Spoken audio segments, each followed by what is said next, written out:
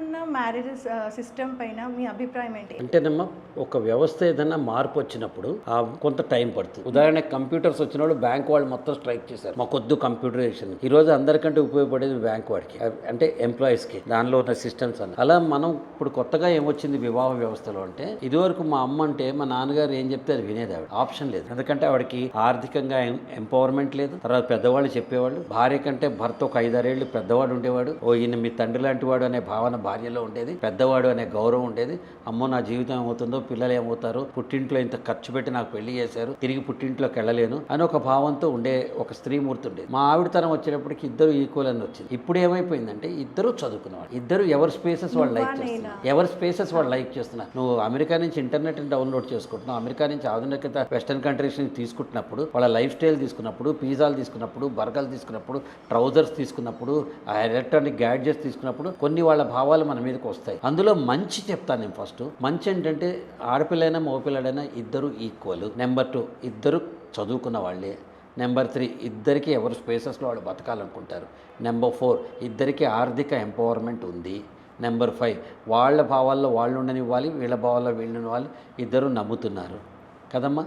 ఇలాంటప్పుడు ఏమవుతుందంటే నువ్వు నేను సమానం అన్నప్పుడు, అదేదో సినిమాలో బాబు గారు చెప్తారు, భార్యాభర్తలు ఇద్దరు సమానం అంటే భర్త కొంచెం ఎక్కువ అని చూపిస్తారు అన్నమాట.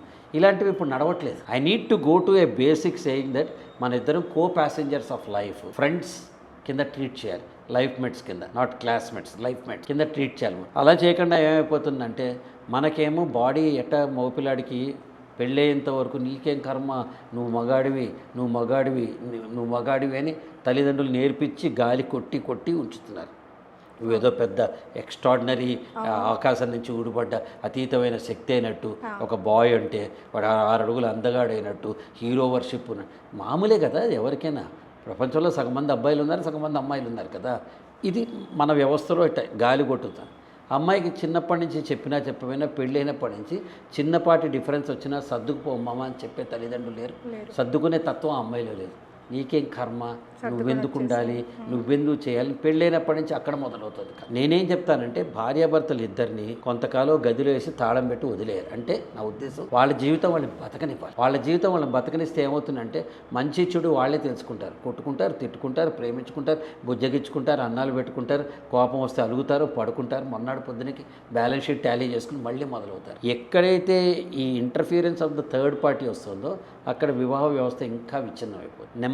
ఇంకొక పాయింట్ ఏంటంటే ఆడపిల్లలు కానీ మగపిల్లలు కానీ అడ్జస్ట్మెంట్ టెంపర్మెంట్ ఉండట్లేదమ్మా. చిన్న అడ్జస్ట్ అవ్వాలి కదా. ఇప్పుడు ఈ రోజు కూడా I'm 64, my wife is close to 60. మేము ఇద్దరం 36 ఏళ్ళ నుంచి మేము పెళ్లి చేసుకున్నాం. ఎప్పుడో అప్పుడు నేను మనిషినే కదా. ఎంత బాగా మాట్లాడినా ఓ చికాకు వస్తుంది, ఓ కోపం వస్తుంది, ఓ అసహనం వస్తుంది, లేకపోతే ఎక్కడో ప్రయాణం చేసి రావటం వల్ల అలసట వస్తుంది. అప్పుడే అని అనకుండా ఉండరు కదా మనిషి. అంటావేంటి నేనేంటా అని అందుతాను. కాస్త స్పేస్ ఇస్తుంది, ఒక 10 మినిట్స్ ఆగి వచ్చేస్తుంది, కాఫీ తాగుదామా అంటుంది, వెంటనే కలిసి కాఫీ తాగిస్తాను కదా. సిమిలర్లీ ఆవిడకి ఏదైనా అలసట వస్తే, ఆవిడకి ఏదైనా బాధ వస్తే, ఆవిడకి ఏదైనా కొంచెం డిస్కంఫర్ట్ వస్తే నేను వెంటనే రియాక్ట్ కాను, రెస్పాండ్ అవుతాను. చూడమ్మా, ఈవెంట్ విల్ హ్యాపెన్. ఆవిడ నేను ఎవరైనా భార్యాభర్తలు ఇద్దరు ఒకళ్ళు ఆర్గ్యూ చేస్తారు, నువ్వెంత అంటే నువ్వెంత, అది అవుతుంది. E2 అంటే ఏంటంటే సెకండ్ స్టేజ్ ఆఫ్ ఈవెంట్. నన్ను అంటావా, నువ్వు నన్ను అంటావా, నువ్వు నన్ను అని మనం రియాక్షన్ ఇస్తాం. బట్ మనం మూవ్ అవ్వాల్సింది E3, అదేంటంటే రెస్పాన్స్.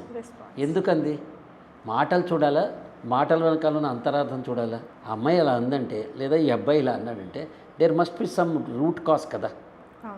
ఆఫీస్లో ఏదో చికాకు వస్తే ఇంటికి వచ్చి వైఫ్ మీద అరిచి ఉండదు. ఆ అమ్మాయికి ఇంట్లో ఆడపిల్ల కాబట్టి ఒంట్లో బాగాలేకపోతే అలసటగా ఉంటే నా వల్ల కావట్లే ఈ చాకరీ అనే అసహనంతో ఎవరిని తిట్టాలో తెలియక మొగుడిని తిట్టుండొచ్చు. ఈ చిన్నపాటి అండర్స్టాండింగ్స్ తెచ్చుకుంటే లైఫ్ ఈజీ అయిపోతుంది. ఫ్రిక్షన్స్ ఉంటాయి, లేకుండా ఎలా ఉంటాయి.